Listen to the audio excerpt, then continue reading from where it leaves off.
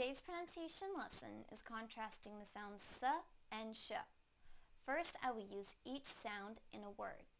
Then, I will put the words into a sentence so that you can hear them together with contextual clues. Please listen closely to the differences in the sounds. First, the s sound in the word seat. Seat, seat.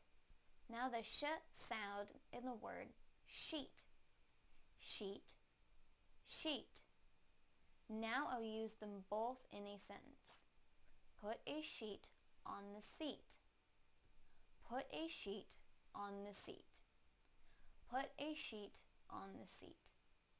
Thank you for watching CartoonEnglish.tv's pronunciation lesson. Come visit our website for free lessons, games, and chat. Bye!